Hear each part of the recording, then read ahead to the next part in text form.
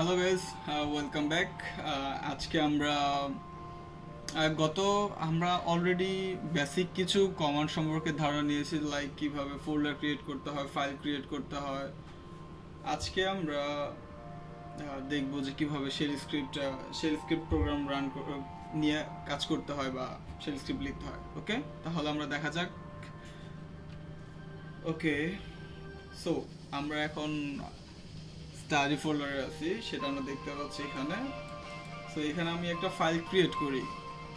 ফাইলটা ক্রিয়েট করি হচ্ছে, আমি অ্যাকচুয়ালি ভিম এডিটরে কাজ করি। এখানে অনেক এডিটরই আছে, বাট আমি ভিম নিয়ে কাজ করতে পছন্দ করি।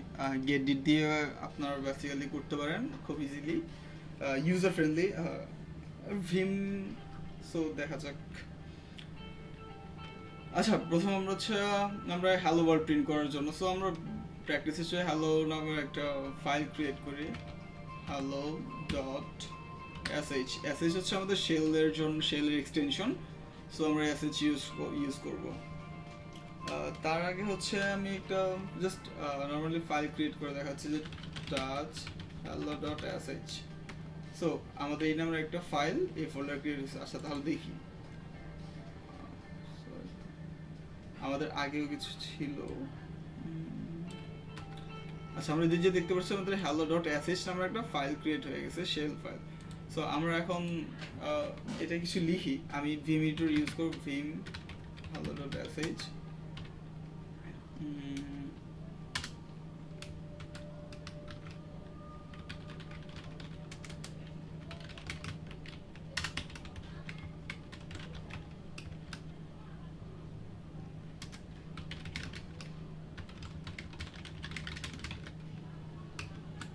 ওকে, আমরা এখানে দুইটা লাইন লিখলাম। তাহলে আমরা এখন সেই লাইনগুলো নিয়ে কাজ করি, প্রিন্ট করি। ওকে,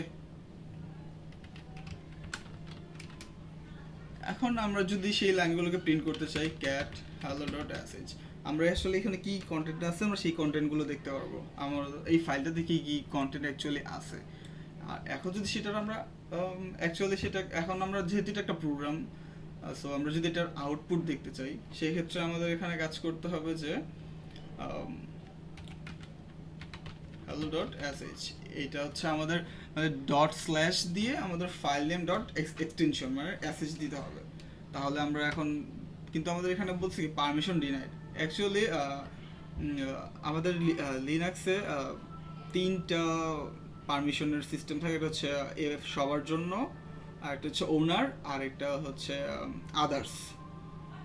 এরকম তিনটা থাকে। সো যার কারণে আমাদের এখন পারমিশন চেঞ্জ করার জন্য আমাদের chmod 777 মিনস ওনার সহ বাকি আদার্স যারা ইউজার আছে সবাই রিড, রাইট অ্যান্ড এক্সিকিউট করতে পারবে।